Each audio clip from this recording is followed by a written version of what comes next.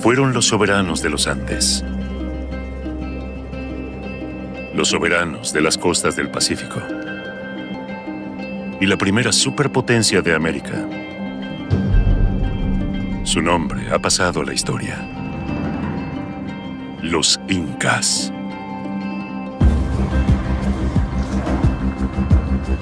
Desde la capital, Cusco, en las montañas al sur de Perú, y en poco más de 100 años, entre los siglos XV y XVI, conquistaron un vasto territorio que se extendía desde Ecuador hasta Chile. Fue el imperio más grande que jamás haya existido en la región. Llegó a tener más de 10 millones de habitantes. Sin embargo, esta imponente civilización nunca tuvo una escritura propia. Sus enemigos, los conquistadores españoles, fueron quienes narraron su historia.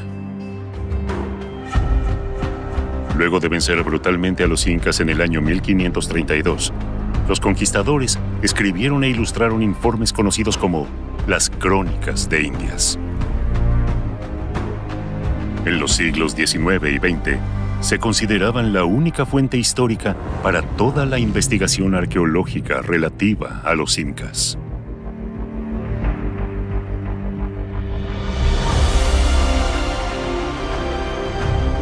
Sin embargo, en los últimos 15 años, y gracias a los avances tecnológicos, hay descubrimientos que han cambiado algunos de estos postulados.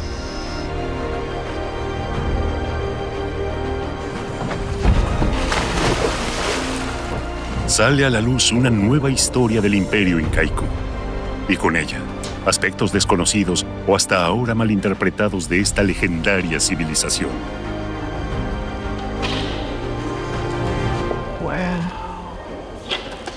Es increíble, ¿no? Sí. Se creía que la incaica fue la única gran civilización sin escritura, una afirmación que no se sostiene ya.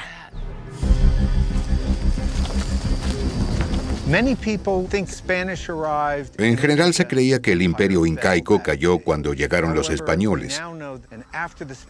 Pero ahora sabemos que hubo focos de resistencia en regiones remotas de los Andes.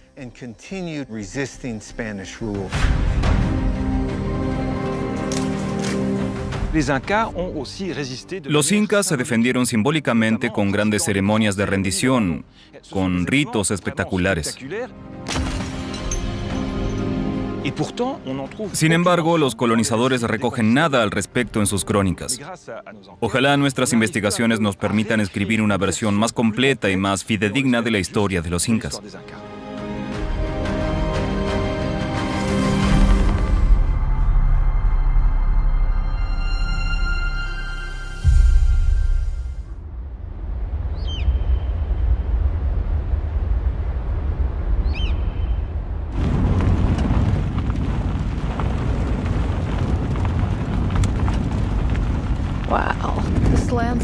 Este paisaje es increíble, da un poco de miedo, pero es increíble. No es fácil habituarse a las sendas andinas, con sus precipicios, ni siquiera después de años de viajar por ellas, como la antropóloga Sabine Hyland.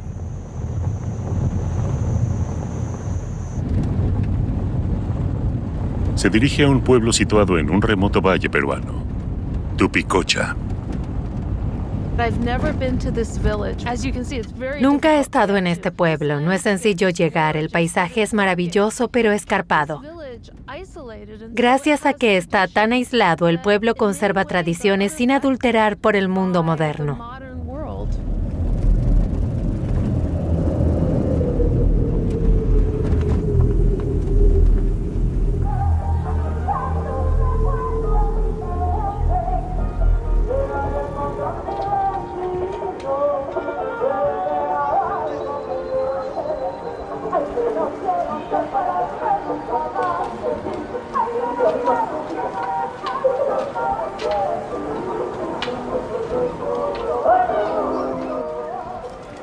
Tupicocha es muy importante para el trabajo de Sabine Hyland. Hace 10 años que esta científica cuestiona una teoría que aparece en todos los libros de historia.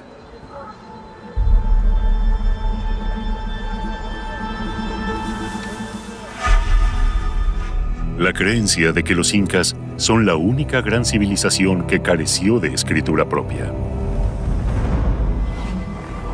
Pero de ser así, ¿cómo habrían podido gobernar semejante imperio, el más grande y rico que jamás haya existido en América?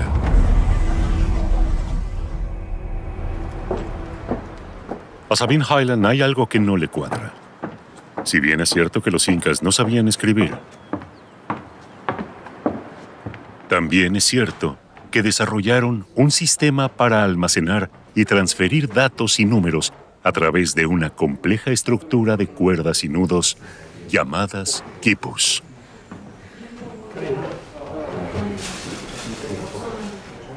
En los Andes todavía existen unos cientos de estos quipus.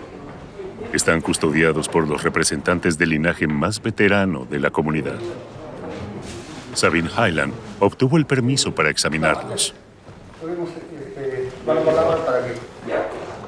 Les quiero agradecer a todos de ustedes por estar aquí con sus equipos. Yo soy antropóloga y profesor de antropología en una universidad en el Reino Unido. Es como un sueño estar aquí. A Tupicocha les agradezco muchísimo. Gracias. Yo soy el presidente de la comunidad, mi nombre es Julián Jaime Medina Albert. Y qué bien que el día de hoy ustedes vienen para ver nuestro quizás símbolo que tenemos ancestral de los quipus.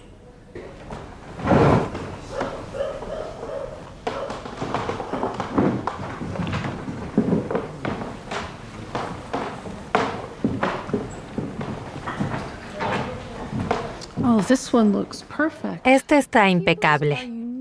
Los quipus son únicos. Quipu es una palabra quechua que significa nudos o números. Los incas los utilizaban para representar números. Esto es lo que llamamos un nudo largo. Tiene 3 vueltas. Aquí, así que es el 3. Este de aquí es el lugar de la decena. Este único nudo significa un 10. Y este de aquí es un 100. Por lo tanto, este cordón representa el número 113. Podría significar que a alguien se le indicó hacer algo 113 veces. ¿Pero qué podría ser? Tal vez eran unidades de grano o patatas, o la cantidad de jarros de cerveza para entregar en una fiesta en el pueblo. Estoy escribiendo un artículo. ¿Puedo? Muchas gracias, señor.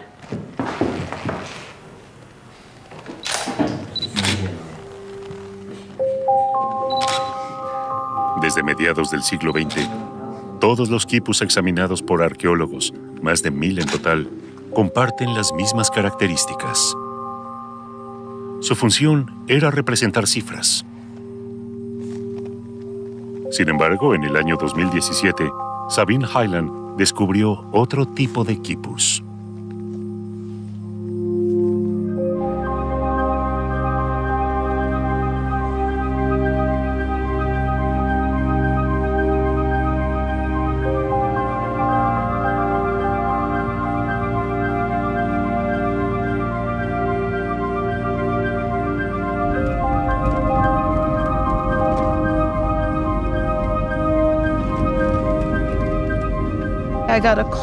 Recibí una llamada de una mujer que vivía en un pueblito llamado San Juan de Collata.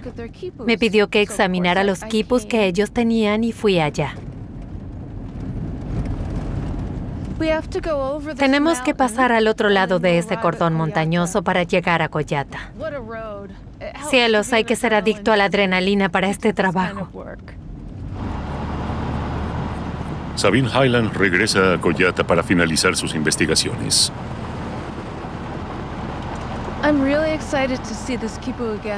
Estoy emocionada porque podré volver a ver los quipus. La última vez tuvimos que abandonar porque el camino se había vuelto demasiado peligroso a causa de la lluvia. Como ve, no es sencillo llegar al pueblo. Espero que esta vez sí lo logremos.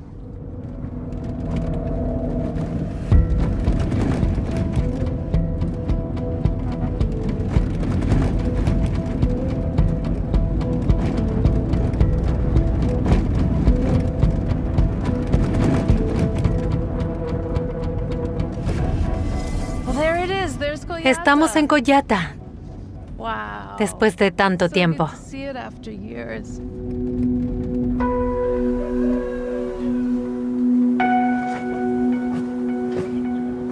Para Sabine Hyland, es un gran honor que la vuelvan a recibir. En realidad, los quipus conservados desde la época incaica nunca deberían salir a la luz.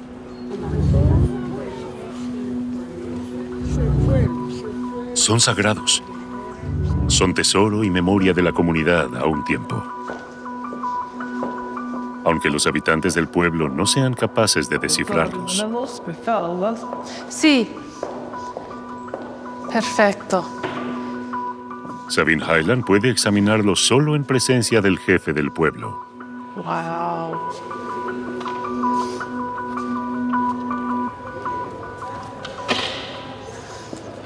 Wow. Es increíble, ¿no? Cuando vio este equipo por primera vez, supo de inmediato que era totalmente distinto a los anteriores. First of all, there are no knots. But En primer lugar, no tiene nudos. Pero además, el quipu es mucho más complejo. La primera vez que lo vi fue en presencia de dos pastores del pueblo. Ellos me explicaron que las cuerdas estaban hechas con pelo de distintos animales. Se nota por los colores. Estos son de pelo de vicuña. Los azules de aquí son pelo de llama. Aquí vemos un rojo brillante, es común en los ciervos. En total, en estas cuerdas vemos el pelaje de 6 animales distintos. Me di cuenta de que era un quipu mucho más complejo que los que había visto hasta el momento. Era un enigma para mí.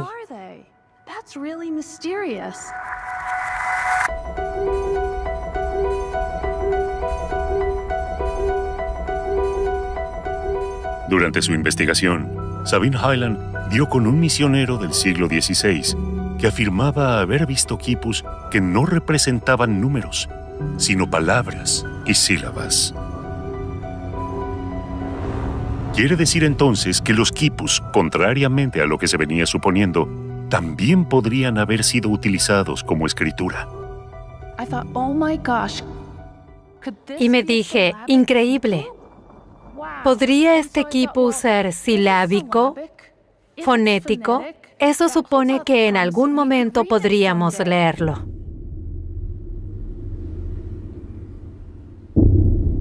Si este quipu tiene un sistema de escritura, ¿cómo decodificarlo? Sabine Hyland se inspira en un gran maestro considerado el padre de la egiptología. Mi gran referente es Champollion, quien consiguió descifrar los jeroglíficos egipcios. Nos enseñó que lo primero es descubrir qué tipo de información se encuentra dónde. Observó los jeroglíficos y dijo, aquí figura el nombre del faraón, por una serie de razones que ahora sería largo de explicar. Pensé que aquí tal vez figura el nombre del autor del quipu. Si lo observamos, presenta aquí arriba estas marcas. Los pastores me dijeron que eran las iniciales del principal linaje del pueblo. Cuando les pregunté el nombre, dijeron, Ayuca.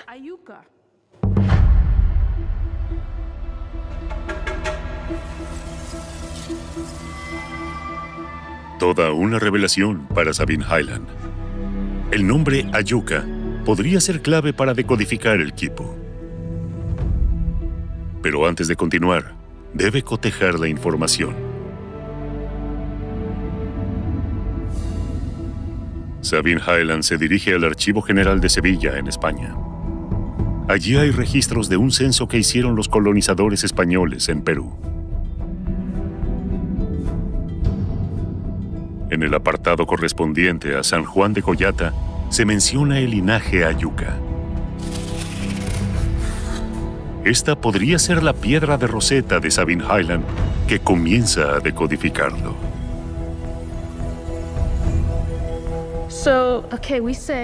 Supongamos que las iniciales del linaje están representadas en las últimas 3 cuerdas. La de color marrón oscuro es la A, blanco y marrón es LLU, y la última, azul y amarillo, sería K. Si comparo estos resultados con el extremo final de otros quipus, podría aparecer alguna coincidencia. En Koyata se conserva un segundo quipu. Lamentablemente, no está en buen estado de conservación. Pero las últimas cuerdas no están dañadas y es posible examinarlas.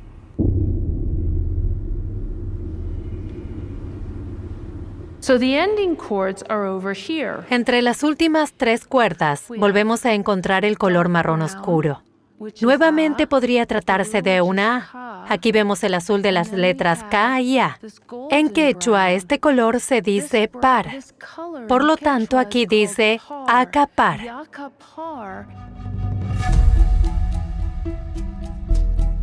Para verificar la hipótesis de Sabine Hyland, la palabra acapar debería corresponderse con un nombre.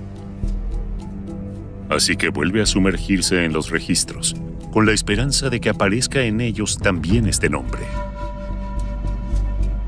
Y efectivamente, figura un linaje acapar también en la región de Koyata.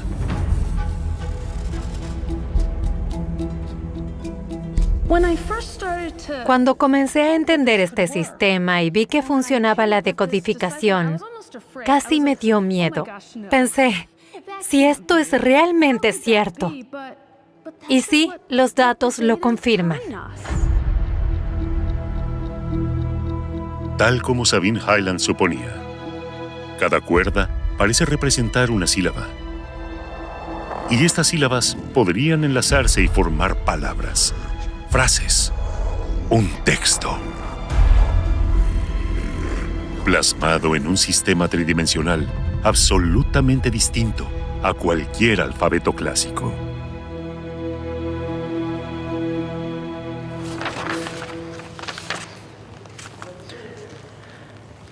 Sabine Hyland necesita más pruebas si quiere confirmar y demostrar esta teoría revolucionaria de que los incas sí contaban con un sistema de escritura.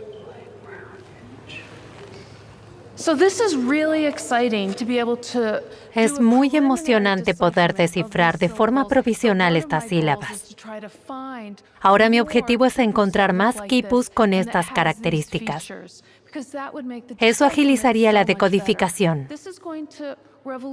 Esto revolucionaría nuestra actual concepción del Imperio Inca, ya que si logramos encontrar más quipus de esta época y conseguimos decodificar la escritura, podremos escuchar la historia de los incas a través de sus propias palabras y no mediante los textos de sus conquistadores.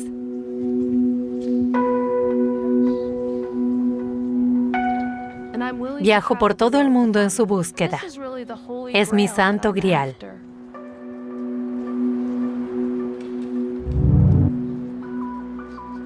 En unas semanas viajará a Estados Unidos.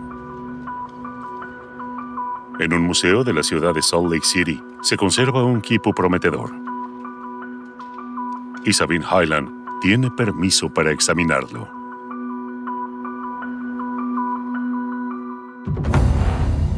Si logra descifrar la totalidad de estos quipus, el trabajo de Sabine Hyland sería una verdadera revolución que podría modificar por completo nuestra cosmovisión de los incas.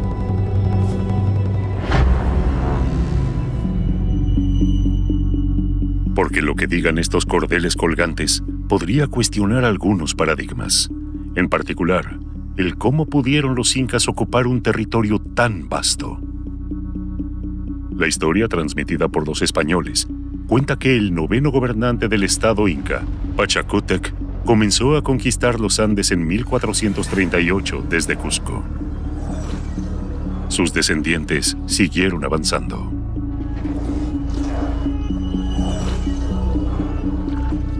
En menos de un siglo, los incas abarcan más de 100 pueblos. Según los cronistas, procedían de modo absolutamente despiadado.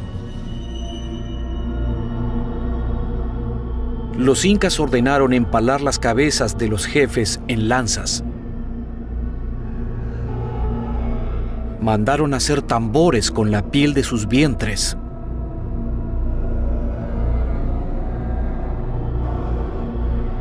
El general dio la orden de abrir el vientre de las embarazadas. Y así lo hicieron. En sus crónicas, los españoles solo dejan constancia de la violencia y la crueldad del ejército incaico, una visión que hasta ahora era generalmente aceptada.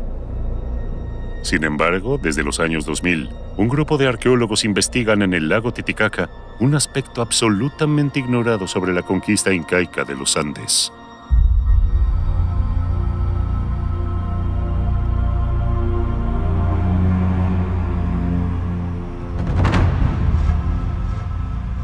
La existencia de este lago parece casi irreal.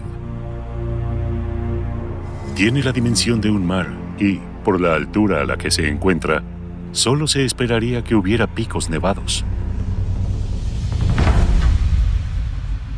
En la mitología incaica, este lago, que se encuentra a más de 1000 kilómetros de Cusco, es clave. La leyenda cuenta que en este remoto paraje es donde el dios Viracocha creó el sol y a su polo opuesto, la luna.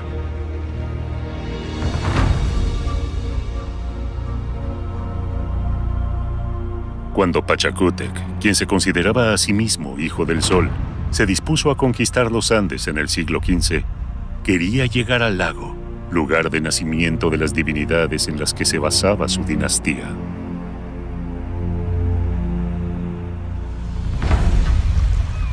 Al parecer, los incas llegaron y vencieron de forma contundente. Pero, ¿cómo lograron perpetuar su dominio en esta apartada región? ¿Intervinieron otros factores, además de su superioridad bélica?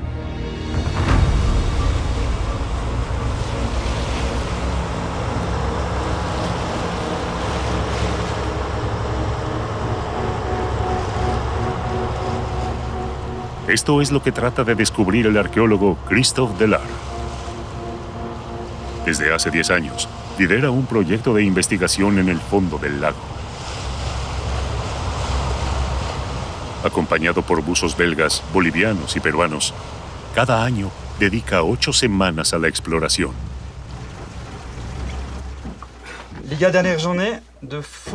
Nuestro último día de exploración.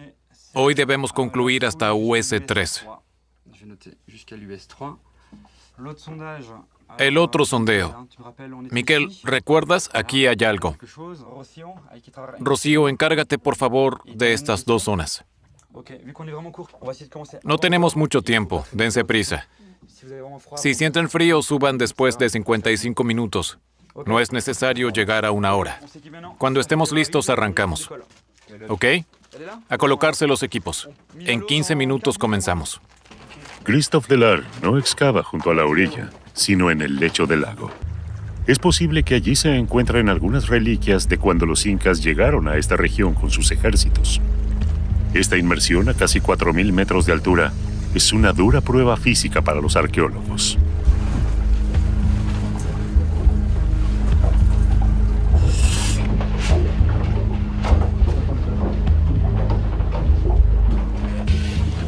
À tout à l'heure. Attends, Arnaud.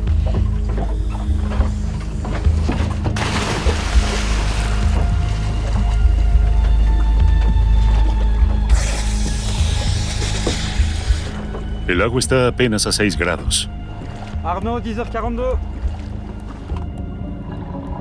Y un descenso de 12 metros en esta altitud son equiparables a uno de 20 metros estando al nivel del mar. Hace años, los arqueólogos hicieron un descubrimiento que permitió a Christophe Delard concluir que la expansión de los incas, especialmente aquí en el lago Titicaca, tuvo una dimensión mucho más compleja que la mera conquista bélica.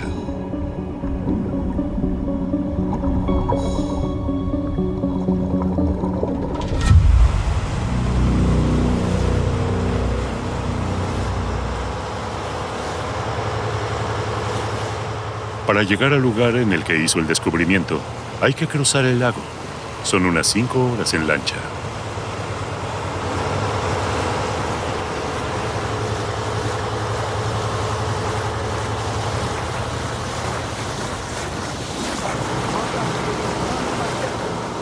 Al amanecer, se divisa el arrecife de Cacaya. ¿A cuántos metros tienes profundidad? ¿Te vas a controlar siempre? 12. 1, 2, 3, ese es el arrecife.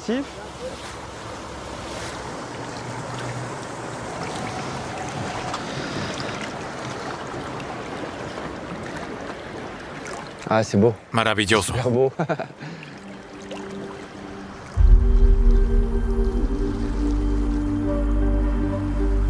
El arrecife de Cacaya siempre fue un santuario.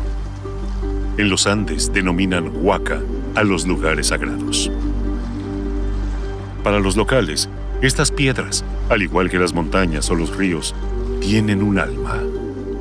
Quien quiera acercarse a ellas debe hacerlo con un ritual de respeto.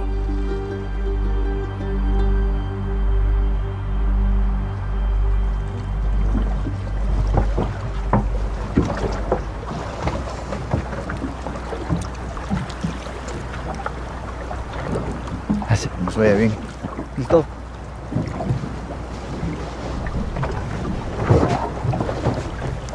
Estamos acompañando a la ofrenda para que sepa que nosotros estamos aquí, les estamos acompañando con la coca.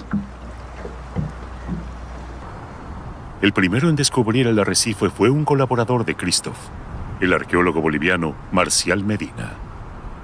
Era un lugar, la gente tiene bastante respeto, entonces hemos venido ahí y ¿por qué no? Se tiene que tener algo especial, entonces es por esa situación que hemos dado en esa parte.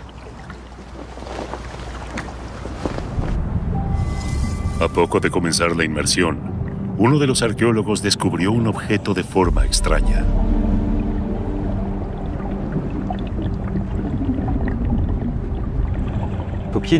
Al pie del arrecife, entre abundante vegetación, había efectivamente un pequeño cofre de piedra desde hacía 500 años.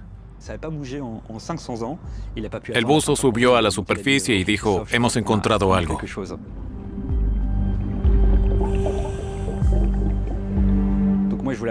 Yo mismo quise sumergirme para cerciorarme. Quizás no era más que una piedra con una muesca redondeada. Pero cuando vi el cofre de piedra, lo supe de inmediato.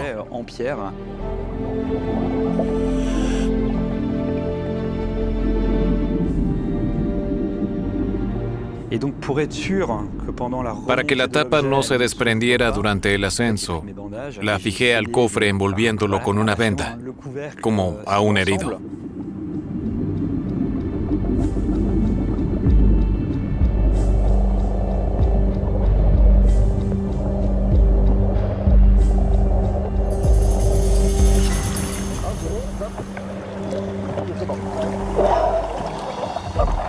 Todos en el barco estaban expectantes.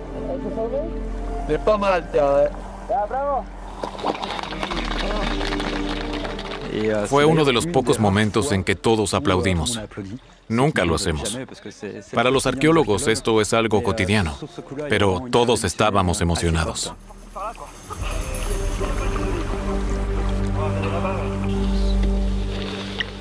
Una vez en tierra firme, el equipo de científicos continúa documentando el extraordinario descubrimiento y comparte este extraordinario momento arqueológico. Christoph Deller está seguro de que se trata de un cofre incaico. El estilo es típico. Pero, ¿qué podría atesorar? Solicita hacer uso de la sala del pueblo para tratar de abrir el cofre.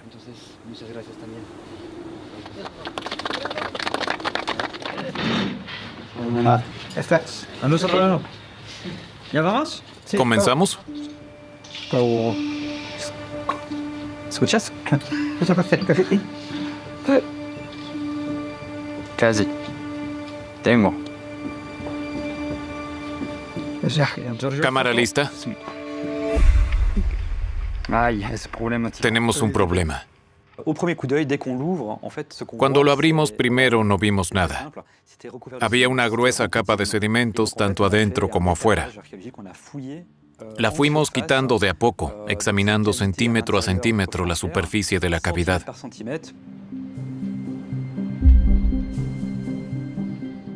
Y cuando estábamos casi terminando en los últimos 2 centímetros, vimos de pronto un pequeño destello. Procuramos seguir avanzando y al despejar toda la cavidad, apareció en el fondo una laminilla de oro enrollada, junto a una estatuilla en miniatura tallada en Spondylus.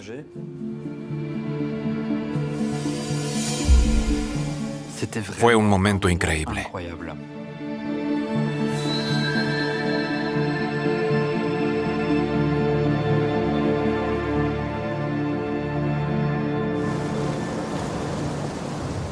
Nueve años más tarde, ambas miniaturas siguen conservándose en este lugar. Permiso. Permiso, buenos días. Hermano del Comité Cívico, 1000 disculpas por llegar un poquito atrasado. Estamos entregando a todos lados. ¿Podrían estos objetos contribuir a entender mejor qué sucedió realmente cuando los incas llegaron a estos territorios hace 600 años? Buenos días. Christophe Deler cree que sí.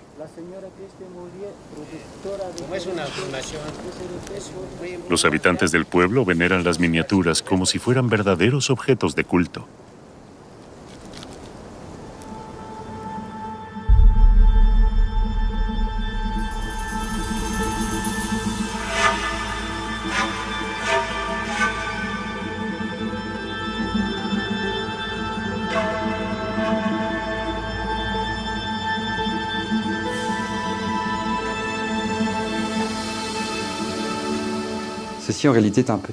Es un brazalete en miniatura con una perforación. Los nobles incas llevaban puestas pulseras como esta. Y aquí tenemos una estatuilla camélida vinculada a la imagen femenina. Es muy interesante porque como ofrenda, independientemente de lo que representen, conforma una pareja, una dualidad hombre-mujer. Podemos incluso ir un paso más allá. En cierto modo representan la pareja original de los incas, la pareja del origen de la dinastía con el paralelismo del sol y la luna. Esto es una prueba de lo que se puede considerar como una ofrenda al agua para los incas. Por lo tanto, podemos ver que ha habido una sacralidad al lago Titicaca. El cofre de piedra fue realizado para sumergir las valiosas ofrendas. Está muy bien hecho, de andesita, una roca volcánica. Lo interesante son estos orificios. Los incas empleaban cuerdas y la ofrenda fue transportada en una embarcación. Imagino perfectamente una ceremonia, el cofre descendiendo lentamente y depositado en el fondo del lago.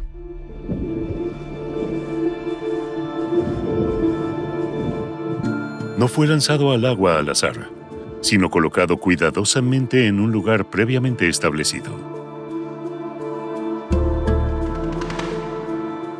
Según Christophe Deler, no es un caso aislado.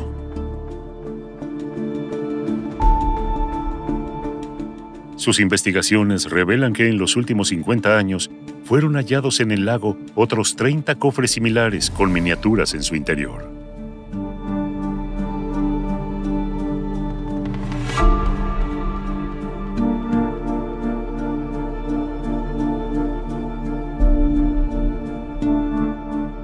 Todos fueron cuidadosamente colocados en las proximidades de arrecifes o rocas sagradas.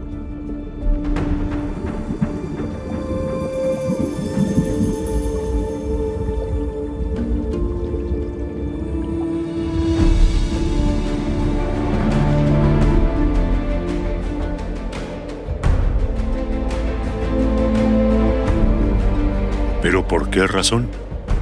¿Por qué los ejércitos de Pachacútec se tomaron la molestia de celebrar tan complejos rituales en tantos puntos distintos del lago? ¿Cómo se explica? ¿Qué se proponían los incas?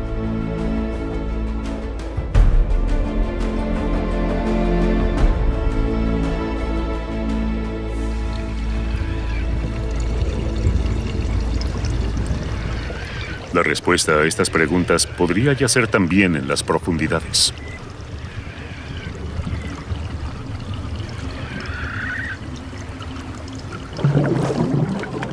Allí vuelve el buzo.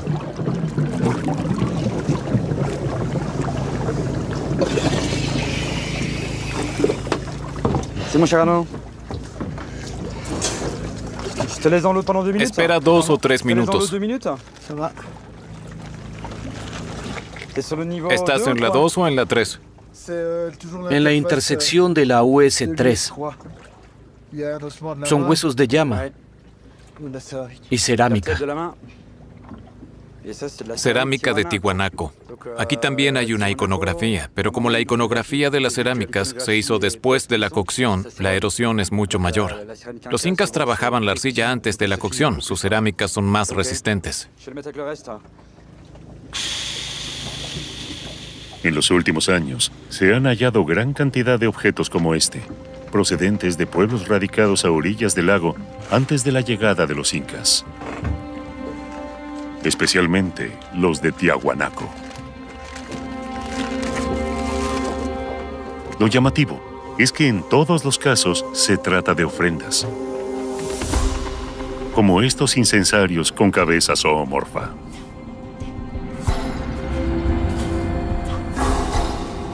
O este medallón de oro ornamentado. Es decir, las culturas preincaicas ya tenían por costumbre sumergir objetos de culto en las profundidades. Quiere decir que estos rituales no fueron introducidos por los incas.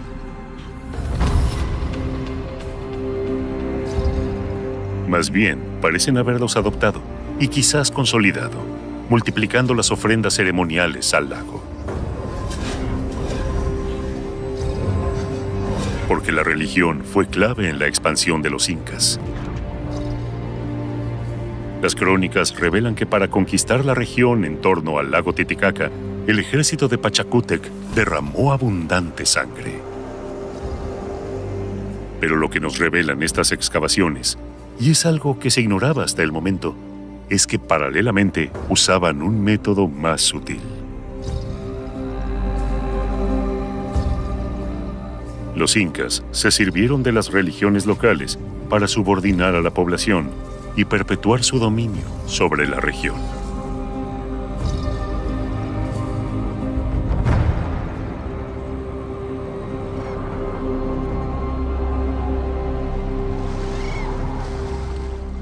Al menos esa es la tesis de Christophe Deller.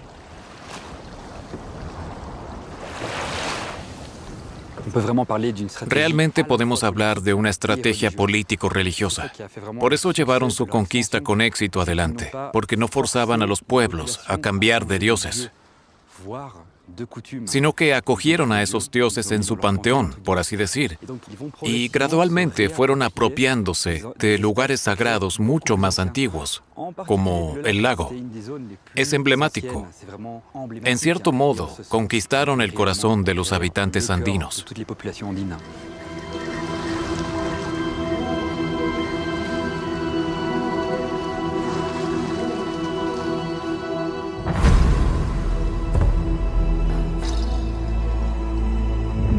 Mediante esa estrategia de apropiación cultural y la ocupación de lugares sagrados, los incas lograron someter las regiones periféricas a la capital, Cusco.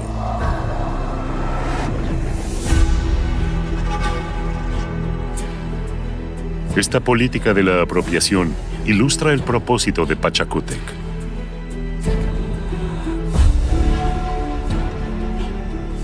Crear un mundo ideal que unificara todos los pueblos conquistados y los santuarios de los Andes. Y quiso eternizar en piedra esta ideología.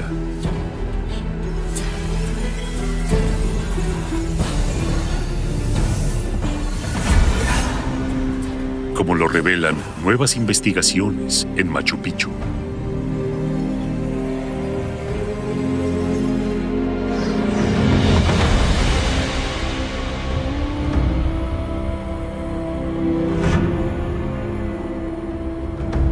Rodeadas de un paisaje dantesco, Estas construcciones parecen estar esculpidas en la montaña.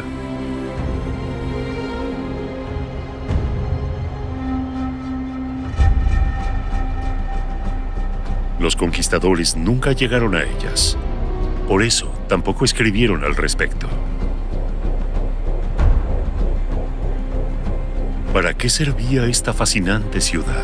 Desde su descubrimiento en el año 1911, suele ser descrita como una especie de refugio vacacional, con capacidad para unas 750 personas. Pachacútec debió construirla a mediados del siglo XV para pasar allí unas semanas al año, lejos de la capital Cusco, de la vida y de las intrigas de la corte.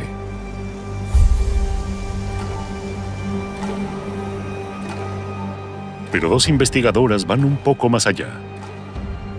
Creen que Pachacútec hizo de esta ciudad un manifiesto de su ideal de civilización.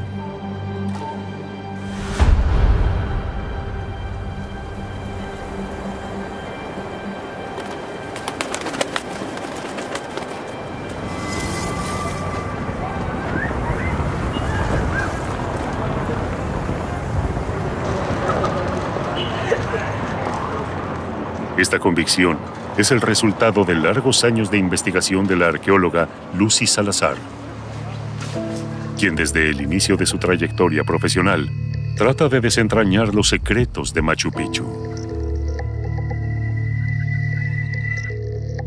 Hace algunos años examinó estas cerámicas procedentes de sepulturas incaicas, descubiertas en Machu Picchu a comienzos del siglo XX.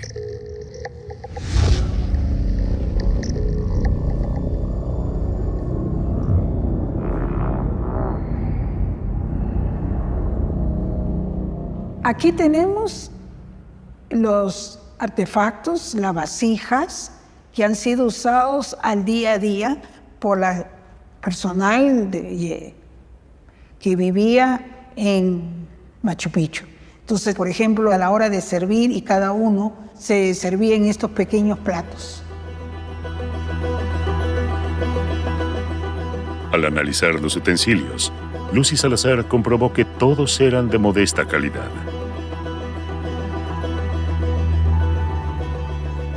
Esto la llevó a concluir que las personas enterradas en ellos eran individuos sencillos, al servicio de Pachacútec.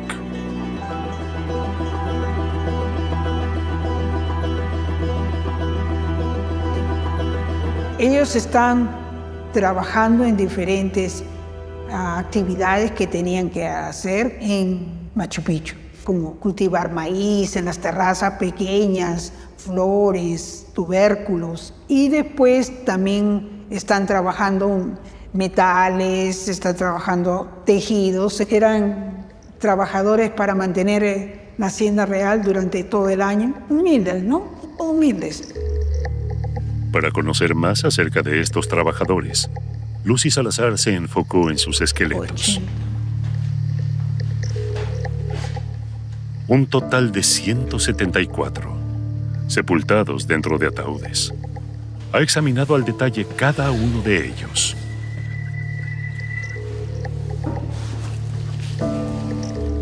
Está en buenas condiciones. Intuía que los esqueletos arrojarían valiosos indicios sobre el Machu Picchu de la época incaica. Acá tenemos el cráneo.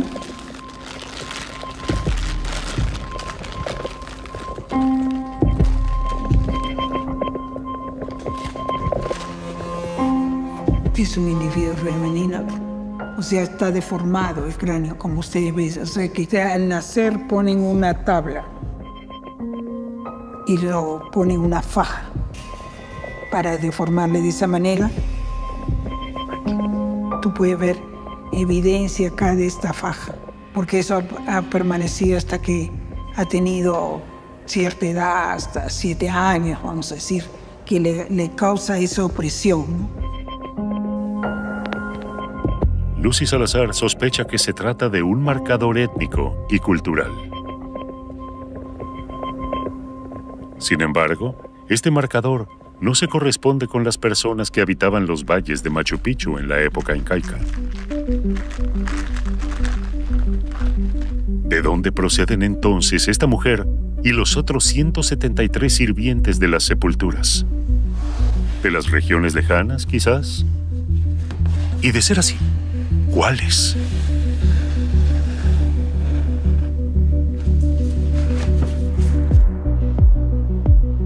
La estadounidense Bethany Turner participa en la búsqueda de respuestas. Es especialista en bioarqueología, una nueva disciplina que reúne la biología, la arqueología y la medicina. Con el análisis de las piezas dentales, cree poder determinar la procedencia geográfica de cada esqueleto de Machu Picchu.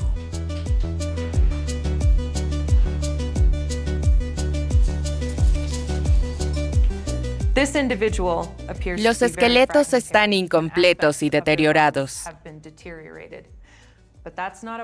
Para mí no es un problema, ya que las piezas dentales me aportan gran variedad de datos. Me concentro en los distintos isótopos. Los isótopos son variantes de un elemento químico, por ejemplo, el carbono. Están presentes en todo lo que nos rodea. En el agua, en las plantas, en los animales y en nuestro cuerpo. Cuando ingerimos alimentos, los isótopos presentes en ellos ingresan a nuestros tejidos, dejando ahí una huella.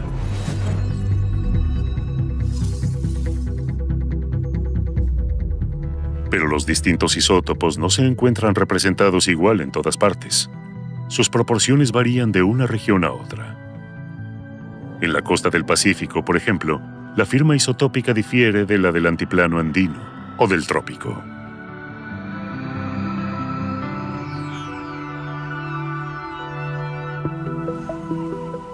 Bethany Turner identifica la firma isotópica de una muestra de hueso y así deduce la región en la que nació un determinado individuo.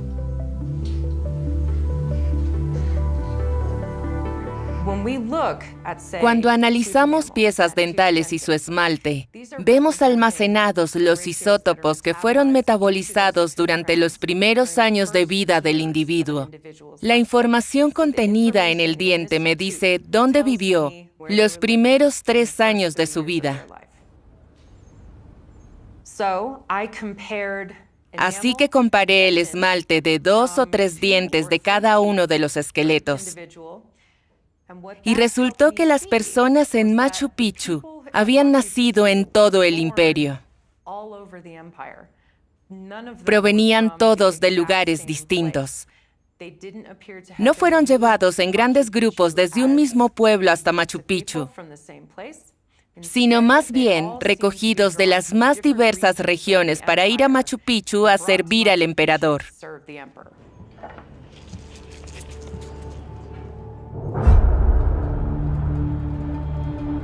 Según los análisis de las firmas isotópicas, los trabajadores provenían del altiplano andino, de la costa norte de Chile y de Ecuador. En síntesis, de todas las regiones que los incas habían conquistado.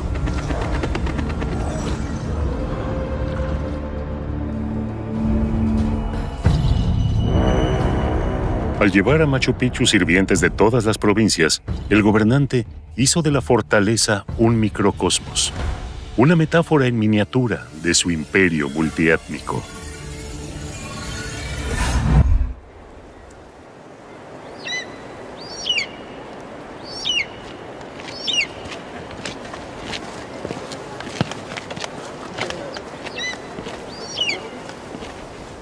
Wow. Ya he estado aquí unas 7 u 8 veces, pero siempre es tan lindo como la primera vez.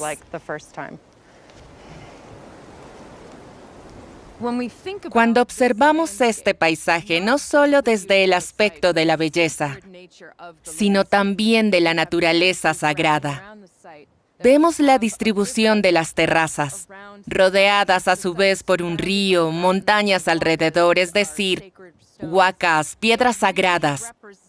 Todo ello representa el ideal de la cosmología incaica.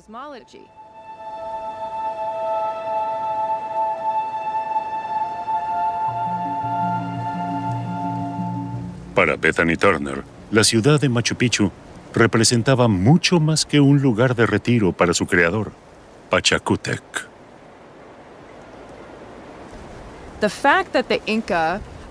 El hecho de que los incas llevaran personas procedentes de lugares remotos a este sitio idílico refleja de muchas maneras la personificación del ideal inca y nos permite ver Machu Picchu no solo como una fortaleza, quizás la más grande o mejor conservada, de unas cuantas fortificaciones majestuosas. Mis investigaciones y las de otros la ven como ciudad modélica, como un microcosmos de todo lo que el imperio pretendía ser.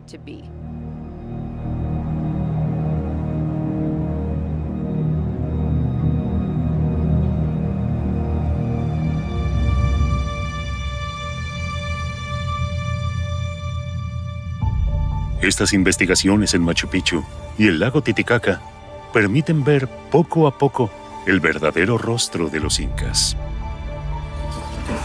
Todo indica que su magistral dominio de símbolos y rituales religiosos le permitió, en unas pocas décadas, entre los siglos XV y XVI, fusionar más de un centenar de pueblos distintos en un único y poderoso imperio.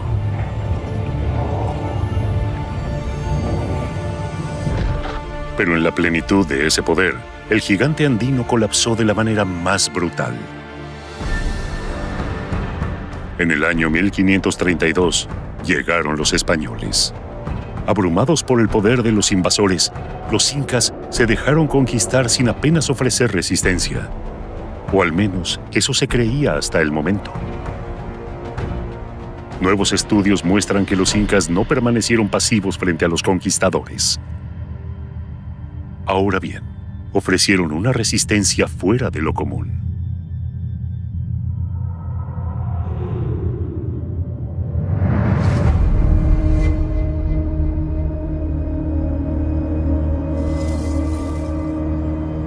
Esto es lo que intenta demostrar el arqueólogo belga Peter Eckhout en la costa del Pacífico, cerca de Lima. Desde hace 30 años realiza excavaciones en Pachacámac todos los veranos. El sitio arqueológico ha sufrido mucho desde la conquista. Primero en manos de los mismos españoles y los numerosos saqueos. Y también porque esta región es propensa a los terremotos. Pachacámac también es el dios de los terremotos. Pero si retiramos la arena y las piedras que quedaron luego de los temblores, todo está intacto.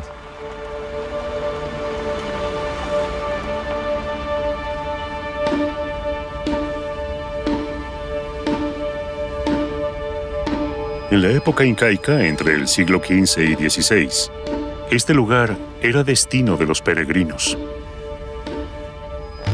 Como sucede hoy en día en Lourdes, los creyentes acudían con la esperanza de una curación milagrosa. Los que morían eran momificados y sepultados en el gran sitio sagrado de 600 hectáreas.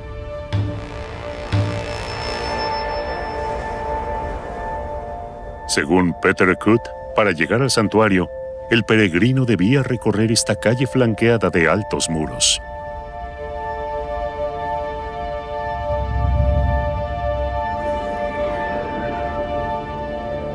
Una vez en su interior, suplicaban mediante rituales la gracia del dios Pachacámac. Solían llevar ofrendas de oro y otros metales preciosos.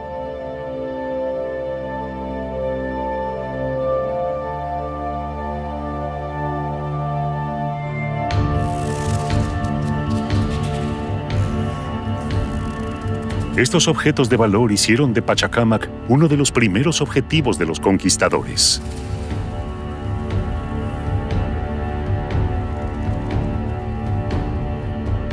Si creemos lo que dicen sus crónicas, ni siquiera fue necesario sitiar la ciudad para vencerla.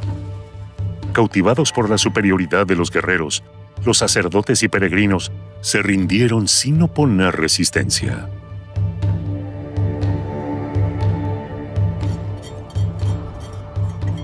Sin embargo, las excavaciones realizadas por Peter Kut en los últimos años muestran un escenario diferente. Esto ya no es paja, ¿no? Esto es algo de... Hay un poquito de...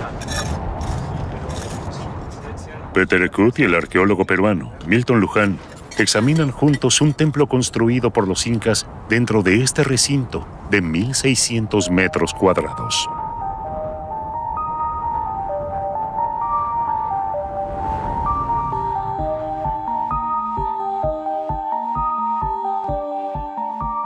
La edificación está subdividida en 6 salas interconectadas por corredores.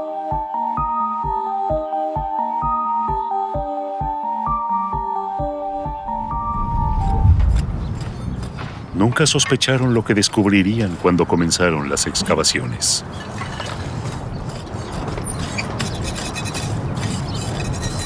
Dijimos, esto debe ser algo muy especial, es un edificio que tiene unas características muy particulares. Entonces, daremos inicio a una excavación que nos va a dar mucha sorpresa, dijimos, ¿no? Y fue así. Cerca del templo, los arqueólogos encontraron gran cantidad de momias de creyentes sepultadas muy cerca del dios Pachacamac.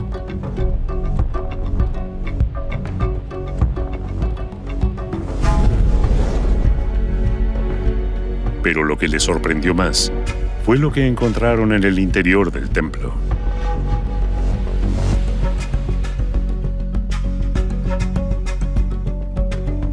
El suelo de la excavación data del último período inca y está repleto de ofrendas sagradas.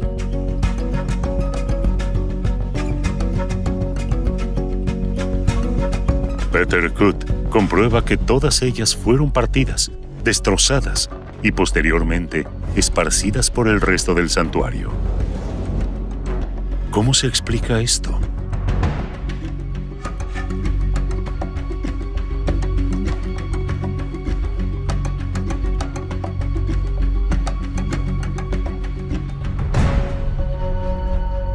El arqueólogo espera que la restauración de las piezas arroje una respuesta sobre lo que pudo haber ocurrido.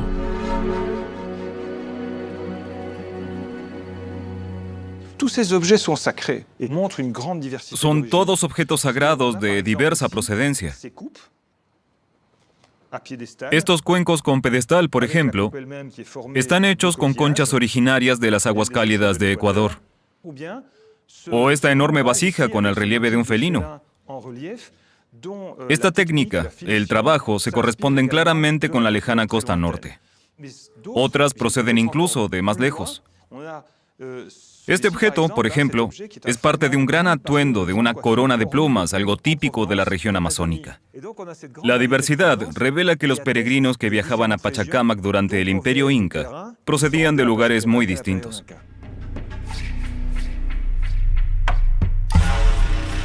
Pero ¿por qué todas estas ofrendas se encontraron en semejante estado?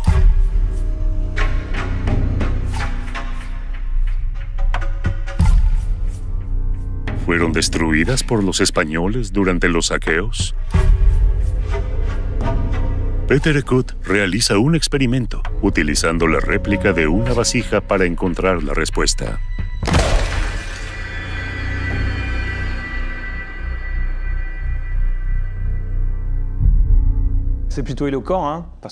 Esto se corresponde parcialmente con lo que hemos encontrado. Este es el punto de impacto. Aquí estaban las partes principales de la vasija. Se rompió allí. Los trozos están a una distancia entre 50 centímetros y 2 metros. No así en nuestros restos arqueológicos que fueron hallados incluso fuera de la habitación donde se rompieron. Por ejemplo, la vasija con el relieve de felino. El impacto ocurrió en esta habitación, pero varios de sus trozos fueron encontrados al otro lado del muro. Lo mismo ocurrió con las demás ofrendas. ¿Qué podemos concluir? En efecto, las vasijas se rompieron en este lugar. Luego recogieron algunos trozos y los distribuyeron cuidadosamente por el templo, siguiendo un ritual que desconocemos. Lo mismo vale para los atuendos de plumas, tejidos, etc., cuyas partes también se encontraban diseminadas por el templo de un modo similar.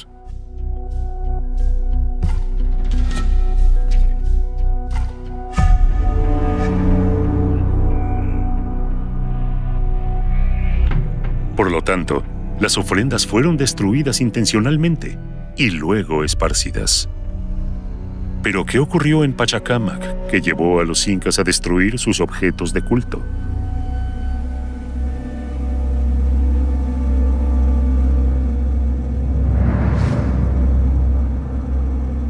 Para Peter Ekut, la destrucción de las piezas, aunque no fuera causada por los conquistadores, está en directa relación con su llegada a Pachacámac en enero de 1533. Luego de invadir el área sagrada, los españoles generaron un enorme caos que no ocultan en sus crónicas. Torturamos a uno de sus sacerdotes, pero no reveló información alguna. Registramos todas las edificaciones en busca de oro y plata ocultos. Desenterraron las momias de un centenar de peregrinos y les prendieron fuego luego de haberles arrebatado todos los objetos de valor. Encontramos gran cantidad de oro y plata en lugares sagrados, en tumbas y cerca de momias.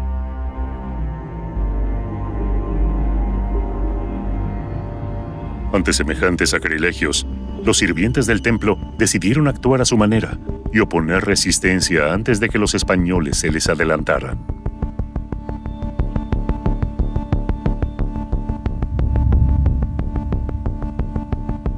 Esta sigue siendo la hipótesis de Peter Ekut tras años de investigación. Lo que ocurrió aquí, lo que presenciamos aquí, es una disolución voluntaria del templo. En lugar de quedar a merced del sacrilegio, del saqueo, muchas veces seguido de incendios y destrucción, los incas, los sirvientes del templo, decidieron cerrar ellos mismos el templo. Es una forma de resistencia simbólica, de suicidio cultural.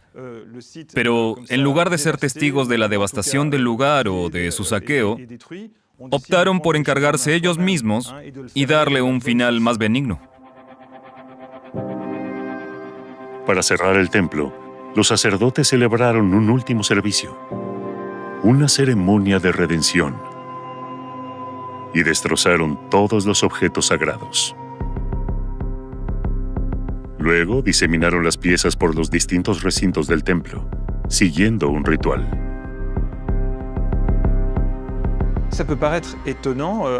A primera vista puede parecer sorprendente que uno rompa objetos y de este modo renuncie a un edificio o a un mundo en el que creía. Pero en estas antiguas comunidades, el estatus de los objetos es bien distinto al nuestro. Esta mesa, por ejemplo, para nosotros no tiene alma, no tiene conciencia. Un animal es un ser vivo, tiene un poco más, y el ser humano sí tiene plena conciencia, es nuestro semejante.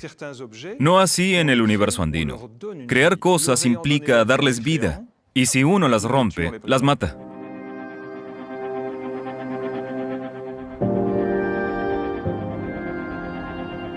Un último ritual para cerrar su mundo. Los sacerdotes de Pachacámac no se dejaron reducir sin más. Opusieron una resistencia moral y simbólica que los convirtió en autores de su caída.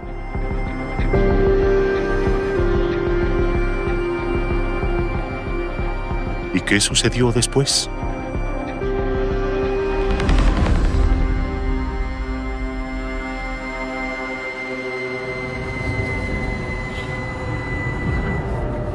...1533... Los conquistadores continúan su avance hacia la capital, Cusco, sembrando devastación a su paso.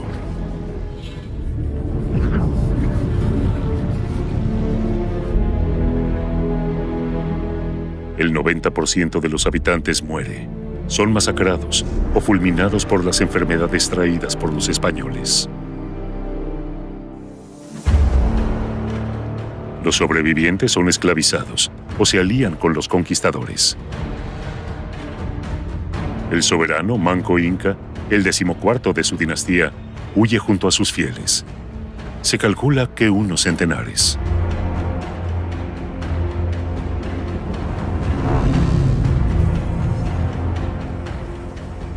Recientes investigaciones revelan que el soberano se atrincheró en la selva para organizar la resistencia.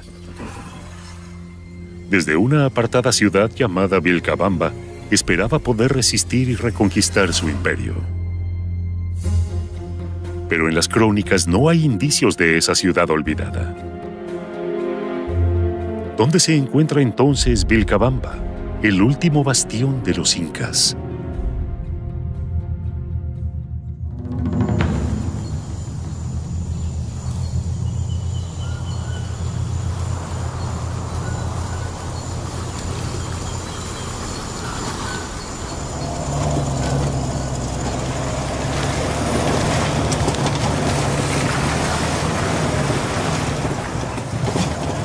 El arqueólogo estadounidense Brian Bauer emprendió la búsqueda de la ciudad perdida.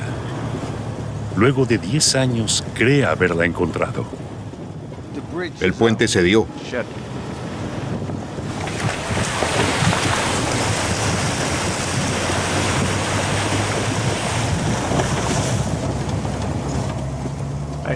Perdí de vista al resto, pero voy a seguir.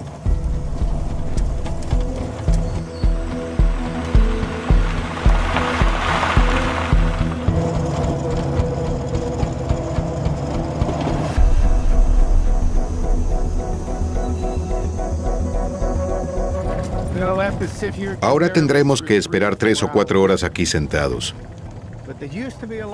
Pero antes era mucho más difícil llegar hasta aquí. La primera vez tuvimos que rentar caballos y caminar 3 días. Pero en los últimos años terminaron el camino. Es un lugar remoto.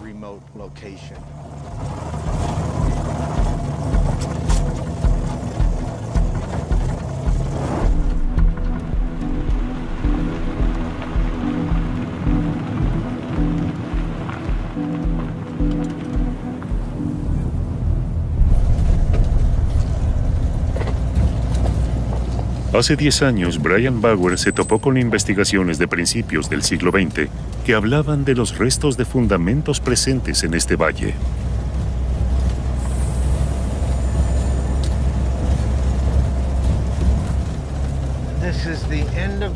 El camino termina aquí. Ahora debemos continuar a pie.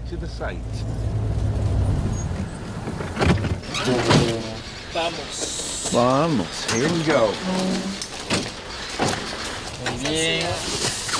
Esta recibita es de Brian. Y listo, esta nada más. ¿Todo el mundo listo? Listo. Listo. Cuchis. 1 hora de caminata. Es la 4ª vez que Brian visita el lugar.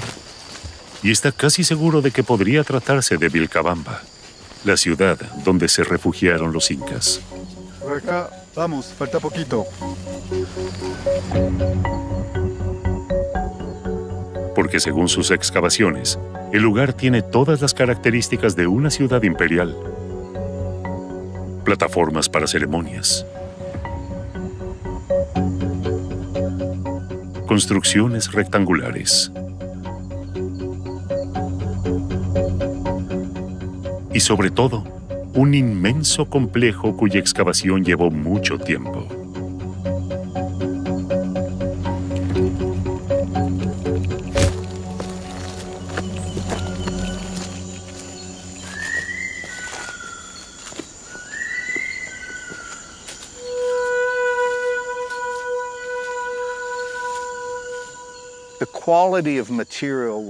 La calidad del material arqueológico es extraordinaria.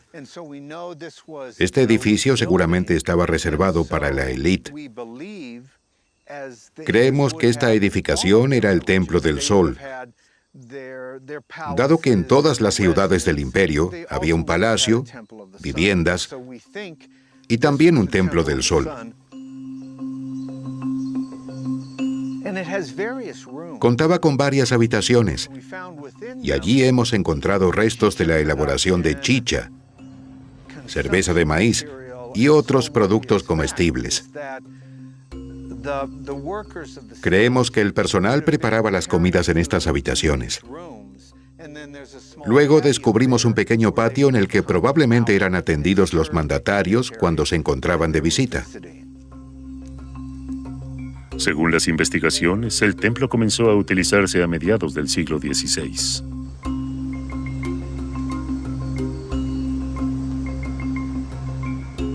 Es decir, exactamente la época en la que, al parecer, Manco Inca se escondió en la selva.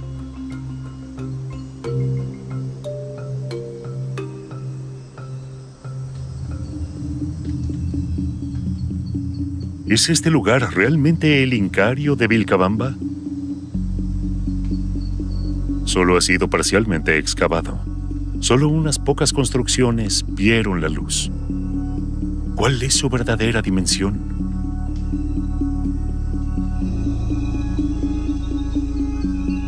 ¿Habrá bajo la vegetación otros edificios en los que cientos de rebeldes habrían organizado el levantamiento contra los invasores españoles?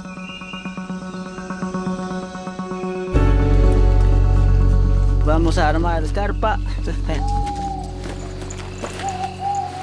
Brian Bauer conformó este equipo, dirigido por Marjorie Coulon, con el fin de averiguarlo. Mañana intentarán escanear toda el área con un dron equipado con un sensor LiDAR. LiDAR significa detección de luz. Funciona como un radar, pero con impulsos lumínicos. Se emiten continuadamente y algunos de ellos atraviesan la vegetación y la capa de follaje, reflejando lo que hay debajo.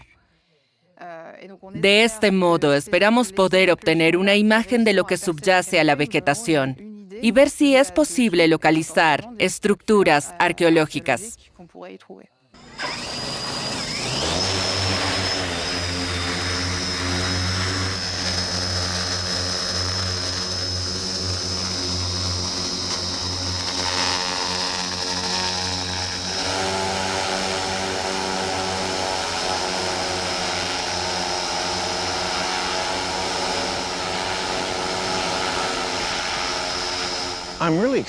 ¡Qué emoción!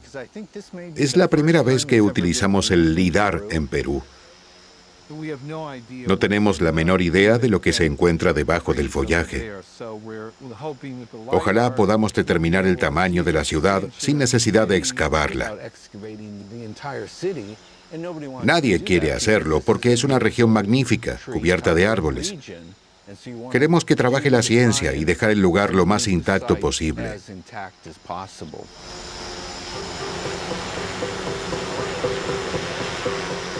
El LiDAR sobrevolará el área durante 6 horas. Brian Bauer espera descubrir los edificios que pudieron hospedar a centenares de soldados en el exilio.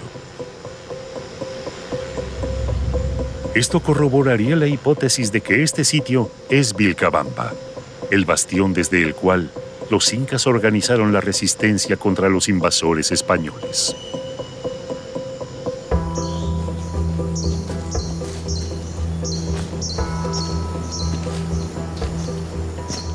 Hace unos años fue descubierto otro indicio más que podría cimentar esta hipótesis.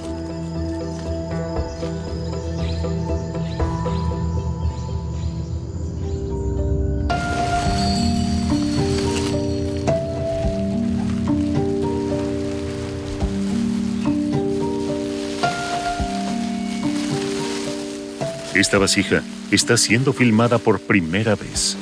Se hallaron sus restos en el Templo del Sol. Desde su restauración, se conserva en este depósito secreto. La arqueóloga israelí Batami Artzi acaba de finalizar su investigación. Es un momento muy especial de ver esta pieza. No la he visto mucha gente y sí, es un momento único.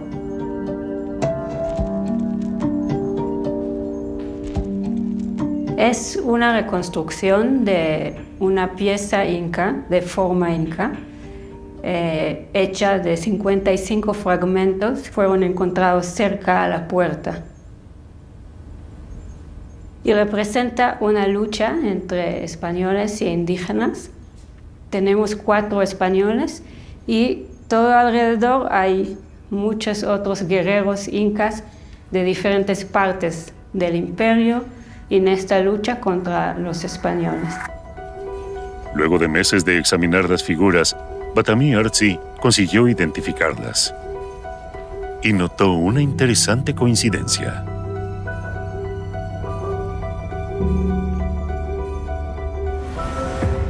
Aquí tenemos un inca matando a un jinete español montado en su caballo. Aquí tenemos otro español atravesado por una lanza. Todos los combates tienen algo en común. Los vencedores siempre son los incas. En el foco están los 2 jinetes españoles debajo del arco iris. Y el arco iris en las sociedades andinas representa un cambio significativo. Es un concepto conocido en los Andes como Pachacuti. Es el fin de una era y el inicio de una era nueva. Entonces aquí lo que vemos es una representación del futuro. Un futuro en el cual los incas van a vencer a los españoles y van a traer otro Pachacuti. Un Pachacuti que va a favorecer a los incas. Ellos creían que pueden invertir la situación y pueden tener el poder de nuevo.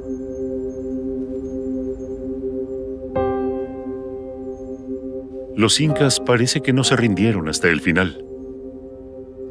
Impulsados por una voluntad de resistir, siguieron creyendo en la posibilidad de algún día, desde esta ciudad, volver a erigir su imperio.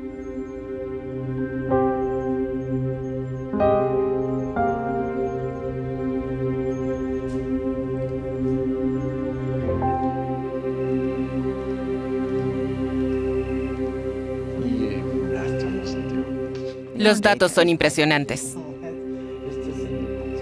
Ahora te vamos a ir mostrando, pero... ¿Tú decís bosque tapado? Sí. Ya, te va a encantar. Ya. El árbol crece sobre un muro, increíble.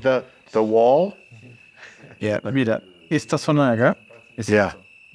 Ya hay zonas donde definitivamente hay cosas. Hemos empezado a encontrar ya muros, definitivamente muros 100% seguro bajo la vegetación. Voy a empezar a desplazarme acá. ¿Esto de aquí también son cimientos? Se ve mucho más claro. Ahí, sí. ¿Ves? Sí. Y lo tiene, ¿ves? Es como si avanzando. Entonces estamos subiendo. El dron vuela barranco arriba siguiendo el muro. La quebrada. Sí. Y sigue. Aquí hay más. La ciudadela continúa hacia acá, continúa. Eso está claro. Ya lo estamos viendo, ¿no?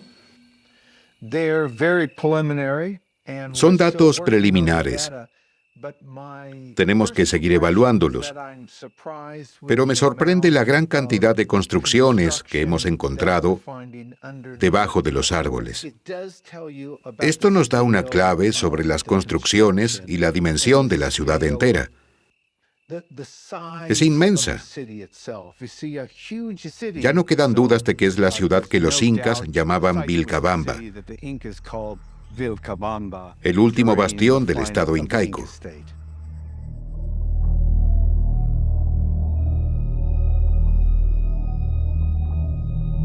Unos meses más tarde, la representación en 3D muestra que Vilcabamba ocupaba más de 15 hectáreas. Un tamaño que, tal como sospechaba Brian Bauer, era más que suficiente para esconder a todos los combatientes. Aquí, al interior de estos muros, se pasaron 40 años organizando su resistencia, creyéndose a salvo en el anonimato de la selva.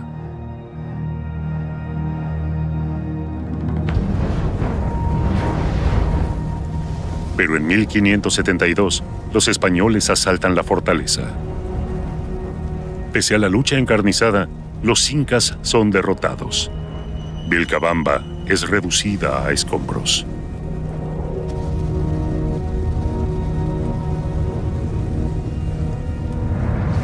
El último gobernante inca es ejecutado. Es el fin de esta civilización.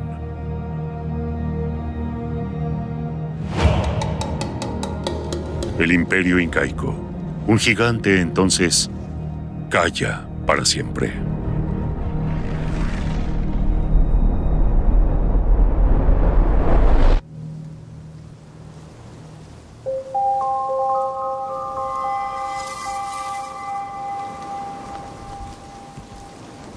Sin embargo, medio milenio más tarde, podría recobrar su voz.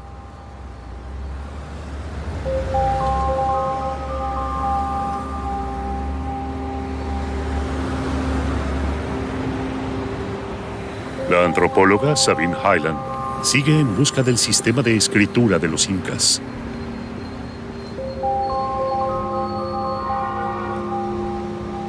Busca un quipu similar a los de Perú para probar su teoría de que los incas armaban palabras con estos objetos.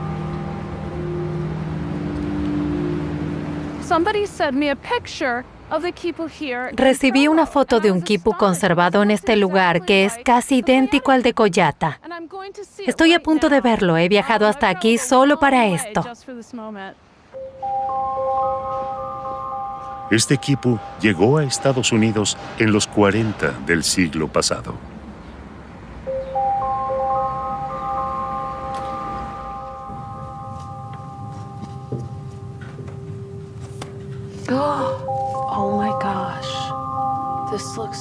Idéntico a los de Collata. Proviene de un valle andino, 400 kilómetros al norte de Collata, donde Sabine encontró los primeros 2 quipus. No tiene nudos. Aquí arriba están las mismas marcas y muchos colores son idénticos. Marrón oscuro, tonos azules, los diferentes colores. Increíble. No es un quipu numérico, es distinto. Estoy casi segura de que también se trata de un quipu fonético. Es muy parecido a los de Collata. Ojalá.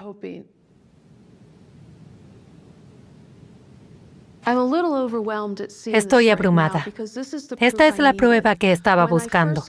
La primera vez que hablé de los quipus de Collata y lo que había descifrado, muchos dijeron que quizás eran así en ese pueblo, pero que no había pruebas de que estos quipus se usaron en otros lugares de los Andes. Y aquí está la prueba. Hay más quipus de esta clase fuera de Collata. Tal como Sabine Hyland suponía, al parecer sí hubo una escritura común en los valles andinos durante la época incaica. Ahora hay que cotejar pacientemente todos los resultados para descubrir qué nudo representa qué sílaba y finalmente poder leer los quipus en su totalidad. De Champollion, lo único que solemos oír es que cuando estudiaba la piedra de Rosetta, vio de pronto la relación y exclamó, «¡Lo tengo!». Nadie habla de que tardó 18 años en conseguirlo.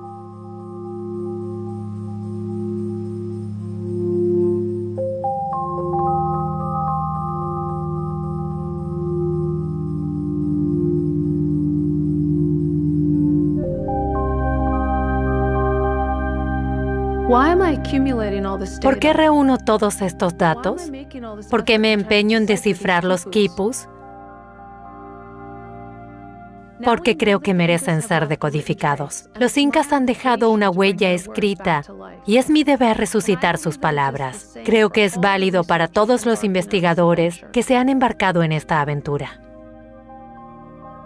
¿Qué hacemos cuando seguimos las huellas de los últimos incas? ¿O cuando buceamos en el lago Titicaca en busca de ofrendas olvidadas? ¿Para qué hacer todo esto si no es para devolverle su propia voz y sus propias palabras? Su cosmovisión, sin filtros ni intermediarios.